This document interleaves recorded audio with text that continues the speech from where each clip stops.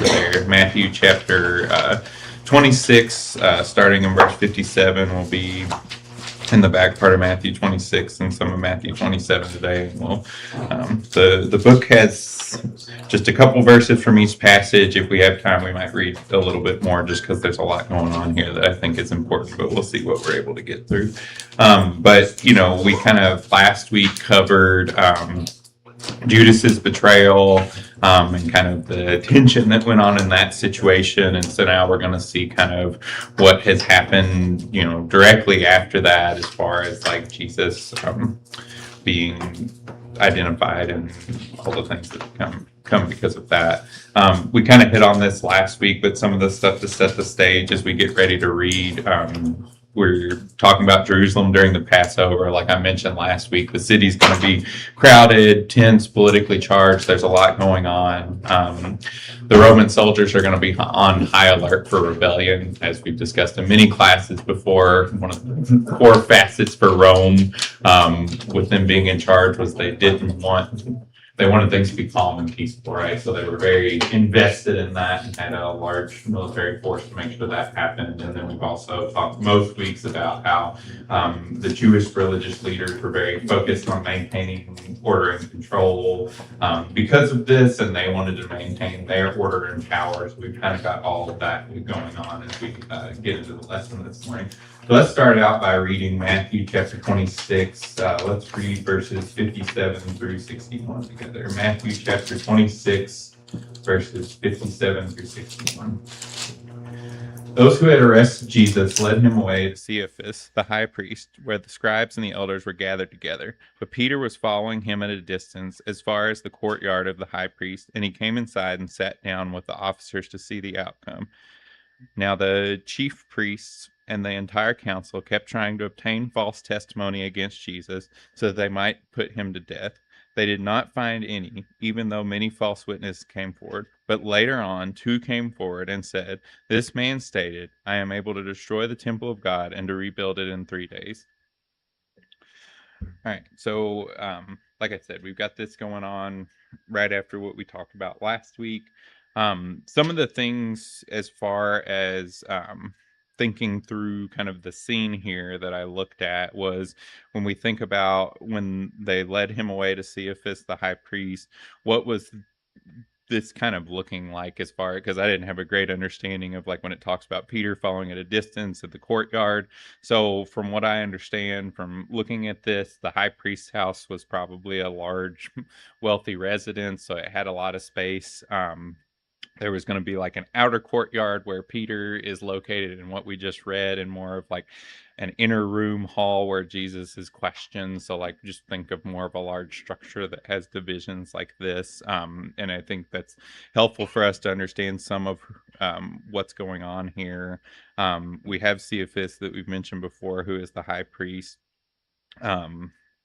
And then the scribes and elders that were gathered there together. And we kind of know from last week that they've been putting together this plot, trying to accomplish, getting rid of Jesus ultimately, because they're worried about losing their power and the following that Jesus has.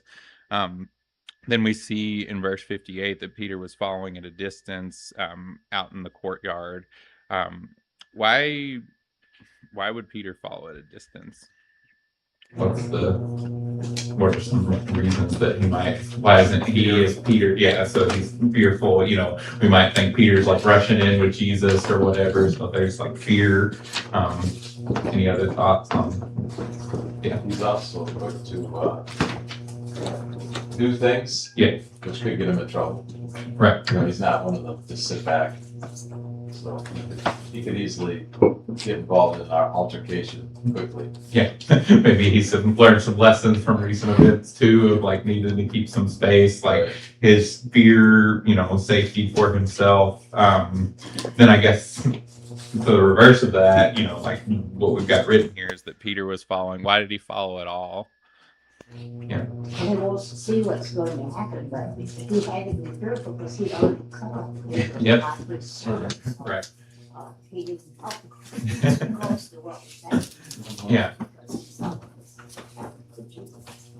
For sure. So we've got some, curiosity is a weird word to say here, but like Peter wants to know what's going to go on. Like we've talked about in many classes preceding this, how like the um, apostles, the disciples who were with Jesus, like understood some things but didn't understand everything, and so like Peter has just had the incident where with Malchus and like different things that show that like his understanding's not completely there. So there's probably some level of just general confusion from Peter, right? Like of if everybody that's close to Jesus has been thinking this isn't how it's going to play out. Jesus is going to like triumphantly, do something. Like they're getting closer and closer to where like they haven't realized this isn't going to happen. There's still opportunity in their mind where like things could happen and Jesus could take powerful control or whatever. But it's like things aren't looking so good at this point. So I think there's probably some of that going through Peter's mind here as well.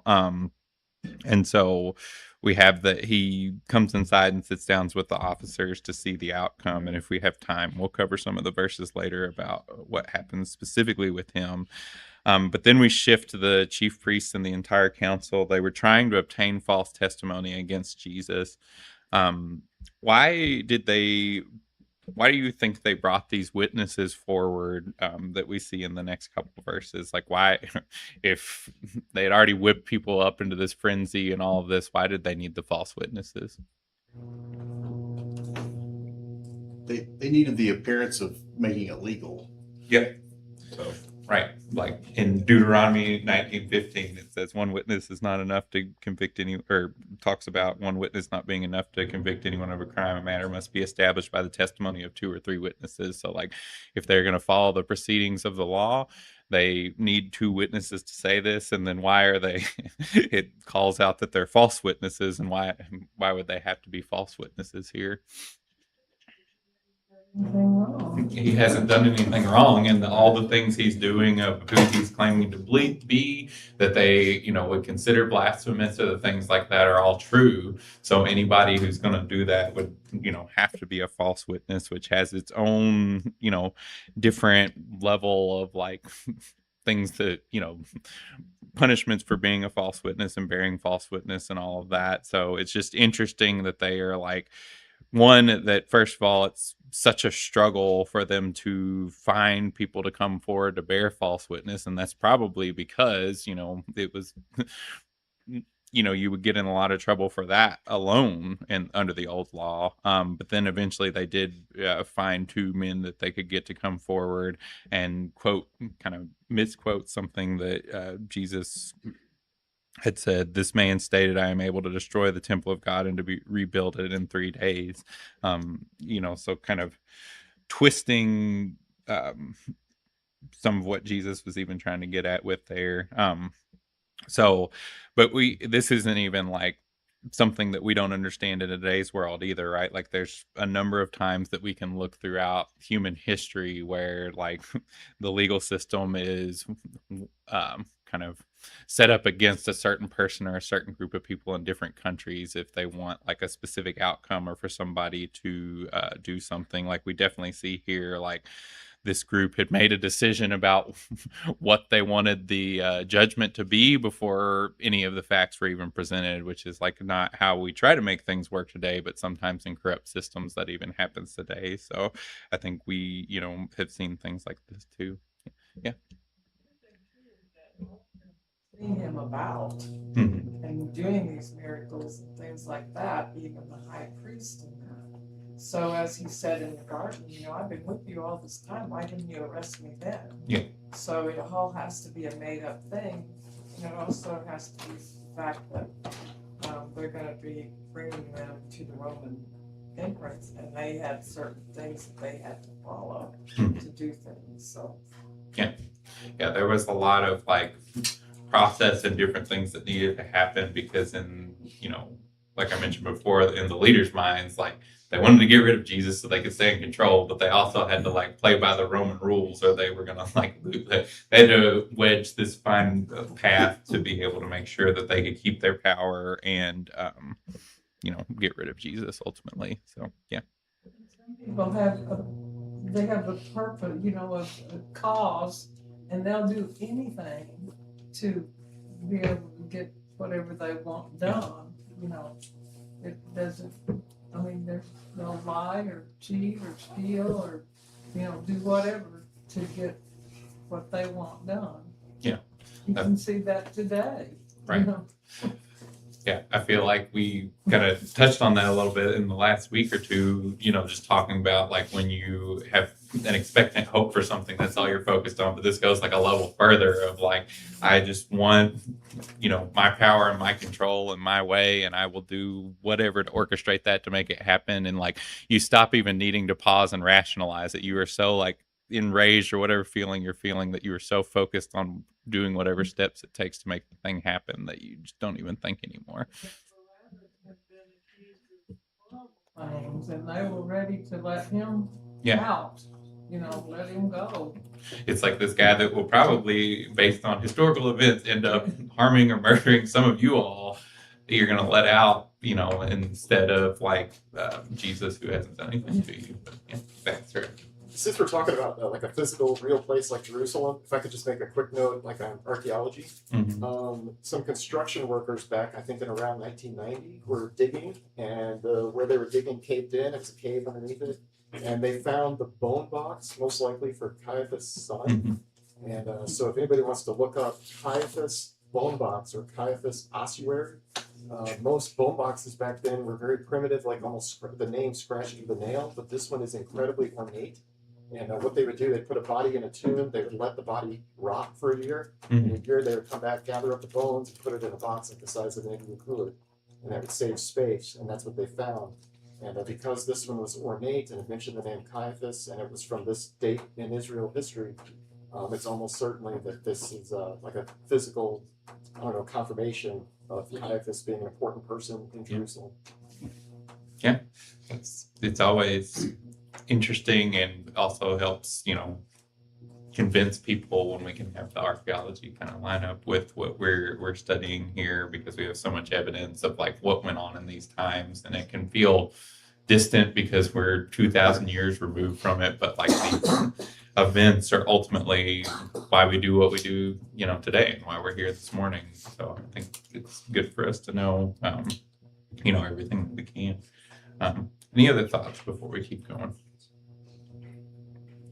All right, we've got a little bit of time, so I want to keep the book has us jump to Matthew 27 from here, but I'd like to read through the rest of the chapter. So we'll pick back up in verse 62, and I'm going to read through the end of the chapter. The high priest stood up and said to him, "Do you offer no answer for what these men are testifying against you?" But Jesus kept silent, and the high priest said to him, "I place you under oath by the living God to tell us whether you are the Christ, the Son of God."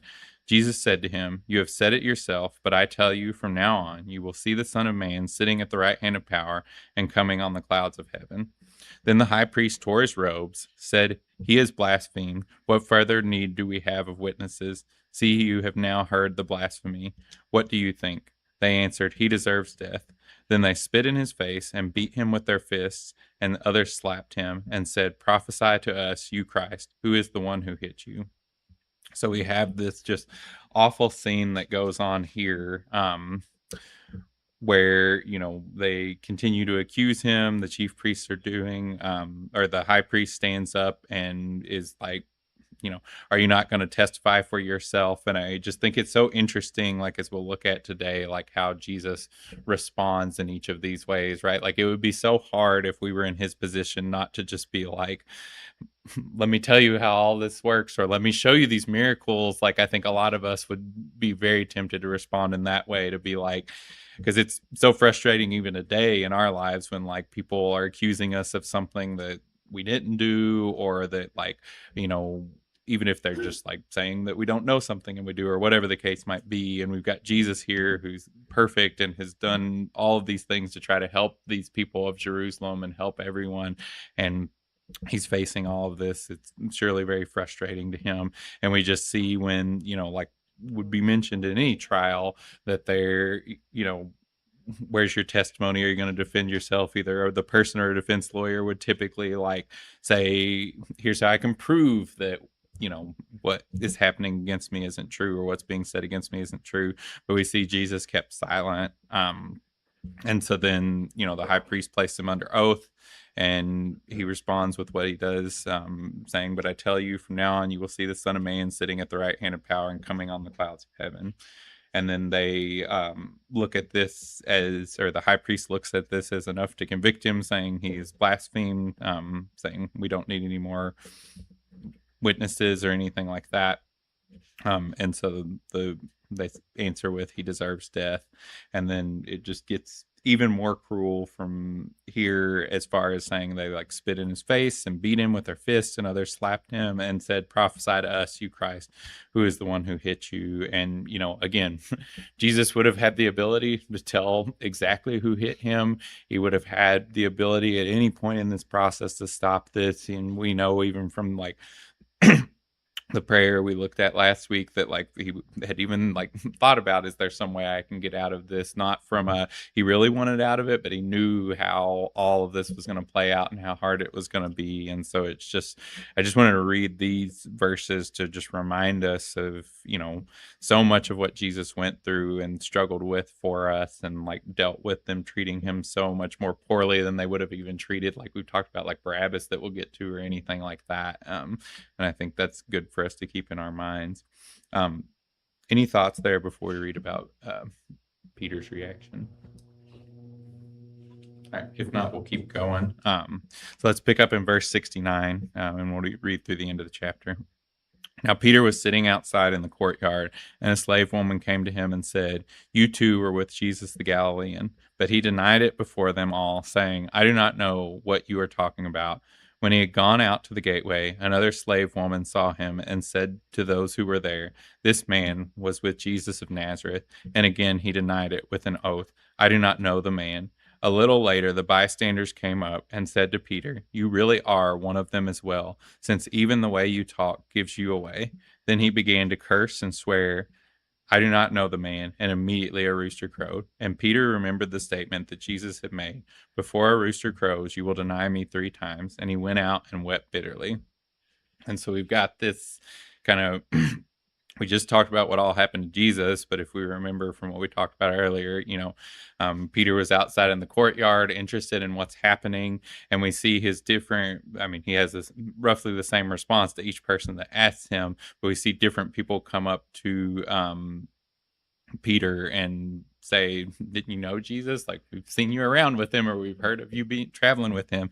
And we see Peter deny him 3 times. And I just think it's like interesting for us to think through, like, if we think in our personal lives, it might, you might think with the slave woman, maybe Peter is not as worried to say, that he knows Jesus, because he's like, what will she be able to do to me? And it kind of gets like progressively a little more risky, and we see him like having to like deny it and promise that he didn't know, and like curse even as he goes along.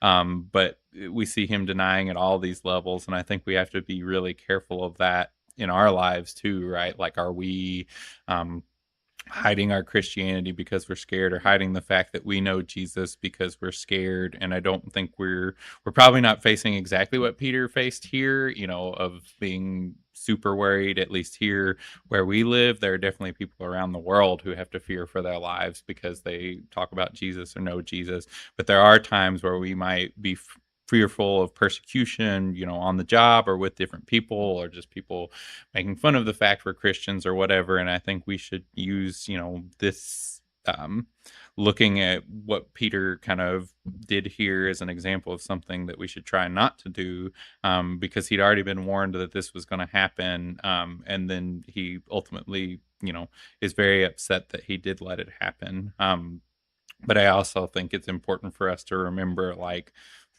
we probably have caught ourselves doing similar or the same things, where we maybe don't curse and deny Jesus out loud, but there are things we do through our actions when we're out in public or we're with certain groups of people where we do deny Jesus, and we've got to be very careful about that. So I also wanted to read this passage together and just understand, Peter going through this like strong response, before with defending Jesus, and then we see him here You know, and to me it just looks like he's given up some level of hope, right? Like to go from like being willing to cut somebody's ear off to like denying Jesus and then realizing like, oh my goodness, I just messed up so bad.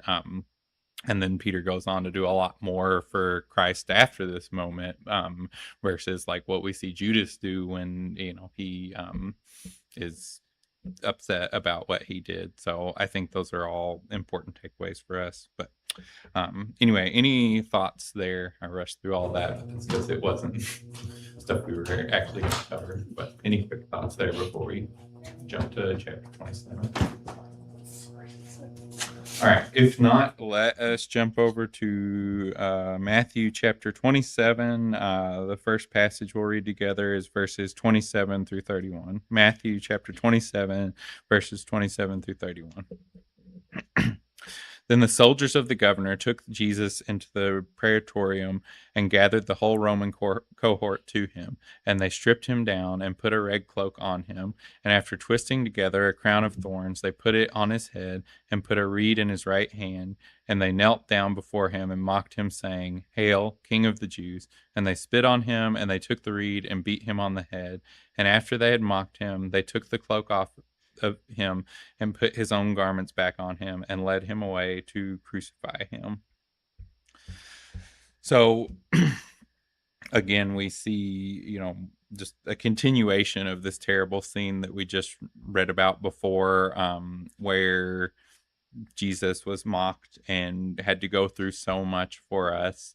As I was kind of looking through what some of these things might have represented to them, you know, of course, like stripping him down of his own clothes was just as it would be today, like a public humiliation. If like that happened to us in front of a crowd of people or in front of a group of people, you know, that we would not be happy about that, and we would feel shame and dehumanized as far as that goes. A lot of times people who were going to be crucified were often stripped in this way, but it's to ultimately, with all of these things, like removing any dignity he might have. But then they kind of go further with some of the mocking that they do because of, you know, the people looking to Jesus as a leader and all the things that we see with what they say with King of the Jews. As far as like reading about the scarlet or the red cloak, there's different things referred to it as purple or red, but like kind of getting at the its colors associated with royalty and wealth and authority in the Roman world. And so, you know, we're not told exactly why they do this here, but like part of it, you know, they're dressing him up like a king right before they mock him as King of the Jews. And so we have this robe or cloak that they're putting on here to mock him for being a king.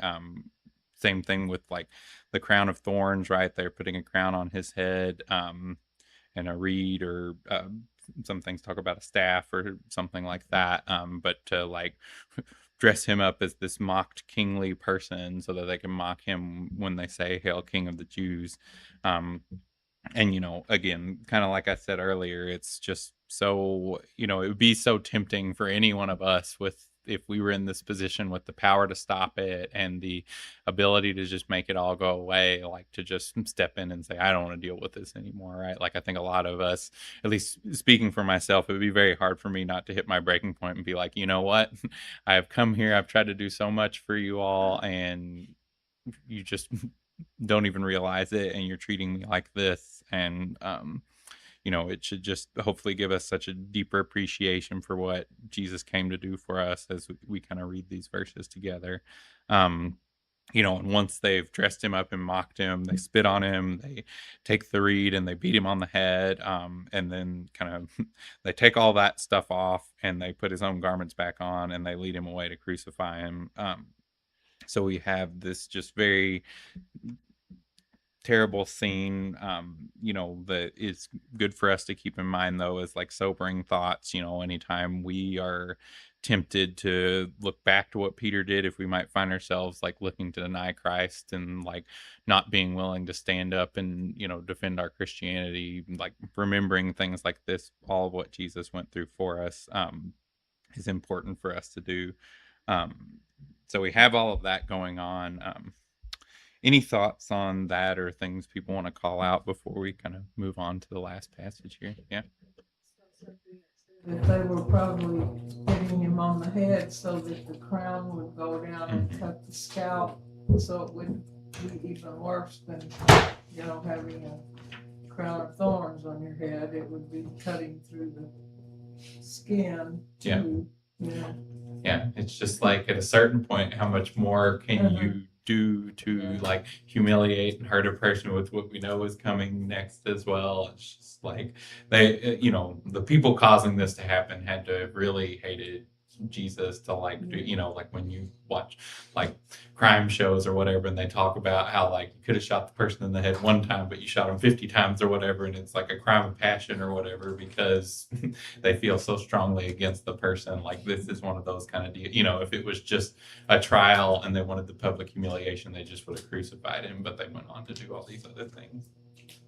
I think it's significant here that they did this before the Romans, Mm-hmm. and I think it's part of it is kind of to disassociate themselves from him, and so their mockings, which to them is justifying the fact that they brought him to the Romans. Mm-hmm. It just lets the Romans see that we're not part of this. Yeah. That he's really, he said he's king, but no, Caesar's our king. Yeah. So they're doing this before the selling of the Romans. Yeah, I think that's a really good point that I hadn't thought about of just like, there is a benefit to them kind of backing away from him, as a person, especially with all the things they're accusing him of. And then like ultimately that sets them up for the people who would defend Jesus, to be like, these people are a part of his crowd, like keeping the peace is getting rid of them. So I think that's a good point too. Any other thoughts before we keep going? All right. At least the last structured part we'll pick up in Matthew chapter 27, verse 45 through 54. We'll break that up a little bit, but if you want to turn ahead a little bit to Matthew chapter 27, I'll pick up in verse 45. Actually, we've got a little bit more time. Let's at least read, just picking up from where we left off. So sorry to be confusing. Matthew chapter 27. I'm going to read verse 32 through 45, just so we have it in our heads. We might not discuss every verse, but I think it's valuable for us to read those together. Matthew chapter 27, 32 through 45. As they were coming out, they found a man of Cyrene named Simon, whom they compelled to carry his cross. And when they came to a place called Golgotha, which means place of a skull, they gave him wine mixed with bile to drink it. And after tasting it, he was unwilling to drink it. And when they had crucified him, they divided his garments among themselves by casting lots. And sitting down, they began to keep watch over him there. And above his head, they put up the charge against him, which read, "This is Jesus, the King of the Jews." At that time, 2 rebels were being crucified with him, one on the right and one on the left. And those passing by were speaking abusively to him, shaking their heads and saying, "You who are going to destroy the temple and rebuild it in 3 days, save yourself. If you are the Son of God, come down from the cross." In the same way, the chief priests also, along with the scribes and elders, were mocking him and saying, "He saved others. He cannot save himself. He is the King of Israel. Let him now come down from the cross, and we will believe in him. He has trusted in God. Let God rescue him now, if he takes pleasure in him. For he said, 'I am the Son of God.'" And the rebels who had been crucified with him were also insulting him in the same way.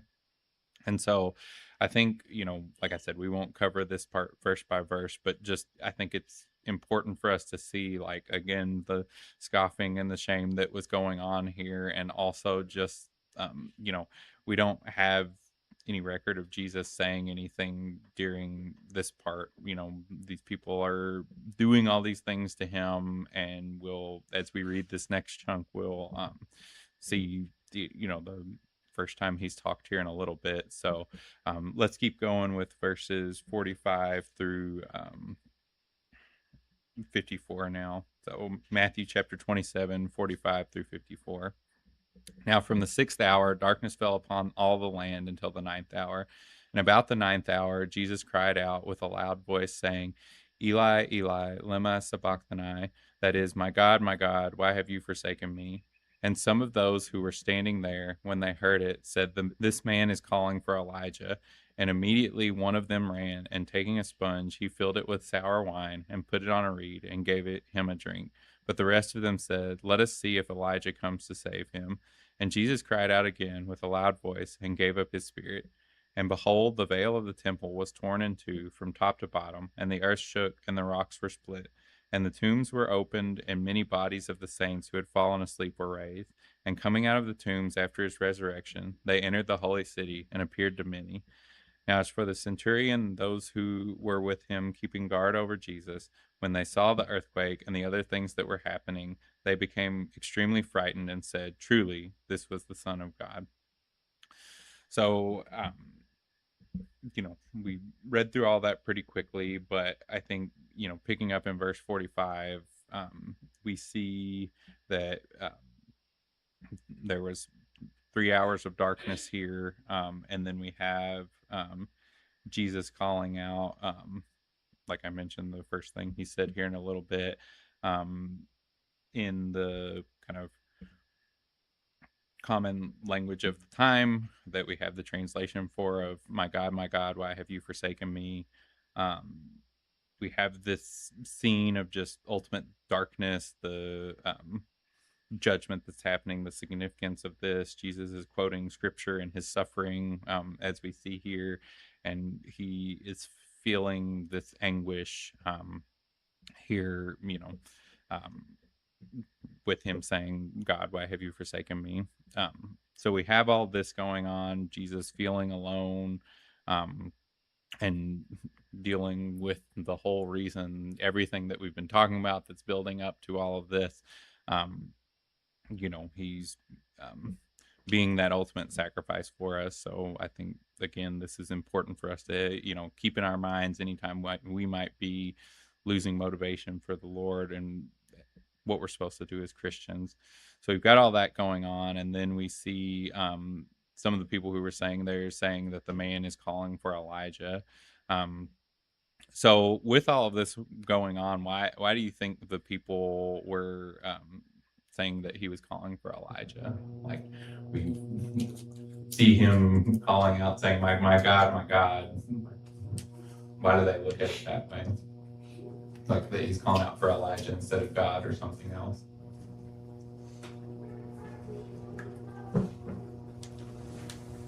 They're still in denial.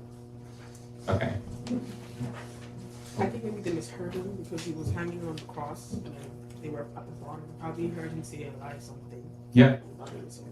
That's what I had read, was that like it was Similar. not, like the first part of what he was saying was similar to how they would hear Elijah's name pronounced. Of course, like we don't, know exactly for sure with what's written here, but like, and again, everybody didn't always have a complete understanding of the situation. Yeah. Well,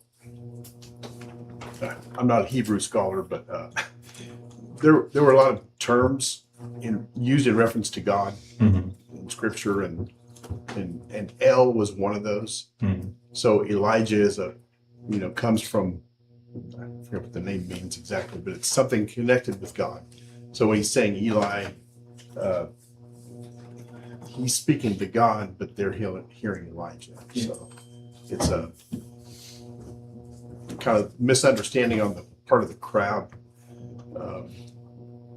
But the translation there says he was calling out to God. Yeah. So. Yeah, so it's definitely understandable how they would end up thinking that he's calling for Elijah. It's also interesting to me, that like when the people hear that they're not confused and that they think like that's something that might actually happen. But we've got a lot going on here. So then because of that, one of them runs and takes a sponge, fills it with sour wine, puts it on a reed, and gave it to him to drink. So we do have, some people here that are like showing, I guess, some level of either compassion or at least wanting to hear what else Jesus has to say versus like, the people who are just openly mocking and scoffing him. And again, we don't know, was this just so they could make more fun of him or like whatever was going to happen. But we do see that happen. And then again, just another instance of where one more opportunity where like Jesus could have just, at this moment before he gives up his spirit, he could have, done any number of miraculous things like to come down off the cross or do anything, but no, he stayed there and continued to suffer for us. And I know I keep saying that, but I just think it's so important for that to like stick in our brains and us meditate on that all these different opportunities we haven't even hit on. All we skipped some verses and different opportunities where Jesus would have been able to stop all of this, but he repeatedly did not, no matter how hard it got. And I think that can be a great example and motivation for us when we feel like the Christian walk is just too much for us, to look at all these opportunities that Jesus had to like not do this, and he still did. Yeah. Even before that, there was darkness for 3 hours. Mhm. I mean, that when it gets dark in the daytime, to me, it seems like there's something gonna happen, Yeah. And so I don't know why they wouldn't have started to think maybe there's something to this, And then when he said that, and then of course it just got progressively worse. I mean, earthquakes and the rocks and the dead rising and all kinds of things like that. But I mean, I would think that darkness for 3 hours would think, wow, Yeah. I wonder what's going to happen, Yeah, because whether you were a Jew or a Roman or whatever, like that was a very ominous sign, right? Like they never associated like darkness with, especially random, like we know why it was happening, but like to them, random darkness for this long was very scary. I mean, even today when we know what's going on with an eclipse, it's still a little weird to like have that darkness in the day that's, like not the typical. And so like, there's definitely going to be like rumblings, but like none of it changed the course of what was happening. Let's just imagine being the soldiers responsible for making this happen, and suddenly it goes dark. Like you'd be calling for light, and just total chaos. Yeah. But we had a few comments from YouTube. If I could catch up, just two of them. First of all, in honesty, who among us could resist striking out when we are spit upon in the face? Mhm. That was a comment that came in about 10 minutes ago, and yeah, absolutely disgusting. Take a lot of restraint not to fight back. And then Luke 23:39-43 does record that Jesus did speak to the thieves on the cross. And so we have multiple statements in there. And I would add, in the absence of like chapter and verse divisions, some people have suggested Jesus was quoting the first verse of Psalm 22 in order to basically say, please turn with me to Psalm 22. Like he was saying, think about this psalm. And when you go back and read Psalm 22, it's almost word for word what happened to Jesus on the cross, but it was written, hundreds of years earlier. Yeah. I think that's good points and clarification. So thanks for that in the comments. So, we have all this going on that we just discussed, and then, the people continue to mock him even after what we've discussed. And then in verse 50, we see Jesus cried out again with a loud voice and gave up his spirit. And then, after this, we have the things that have happened, like Betsy kind of already mentioned, of like all of these different things that if people weren't already worried about what was going on, and the soldiers or the Jewish people were there, everyone who was there, this should have definitely scared them. We see the veil of the temple is torn in two from top to bottom, and that's significant. One, because this was the veil, that represented the separation, but also the fact that it was torn from top to bottom meant that like somebody couldn't have gone down from underneath it and like ripped it. Like this was a very large veil, from what I saw. Multiple stories tall, essentially. likely 60 to 70 feet. But I guess the point, more than it being, the exact size, is just this was large, and again, a miraculous thing that was happening, and that was shown. And then the earth shook and the rocks were split. Tombs were opened, and many of the bodies of the saints who had fallen asleep were raised. And so we have all these miraculous things that are going on that have just signify how big of an event this was, Jesus's death, so that like everybody around was witness to this. And coming out of the tombs after his resurrection, they entered the holy city and appeared to many. And then we see an almost immediate response to these events that we've seen here with where verse 54 says, "Now as for the centurion and those who were with him keeping guard over Jesus, when they saw the earthquake and the other things that were happening, they became extremely frightened and said, 'Truly, this was the Son of God.'" And so I think this, has a couple important things for us. One, it would be just, unless you were so focused, like we talked about before, on like your anger and your rage and your hostility towards Jesus, to not recognize like this kind of make you catch up and realize what you've just done. Like that's just got to make everybody who's seen this scene realize that. And we even see the centurion, who would have been Roman and not as involved, and ultimately helped carry this out, but not as involved in like the Jewish background of all of this, realizing that this was the Son of God based on what happened. And I think that just goes to show like, this, so many things happen because of this, that it would be hard for anyone who was there not to believe. And I think that is similar to what we might see today when, someone kind of reads through the Bible and they understand it in its entirety and they want to become a Christian, like understanding, God has done so much for me. Jesus has done all this that we've read for me and more. It almost becomes painfully obvious who Jesus is and that we need to follow him. And that would have happened for some of the people here seeing this event today, or seeing this event back then, recognizing, all of these things that were out of the ordinary that were happening, would have definitely changed their mind. If they didn't think Jesus was who he said he was, they would have seen this just like the centurion and understood who Jesus was.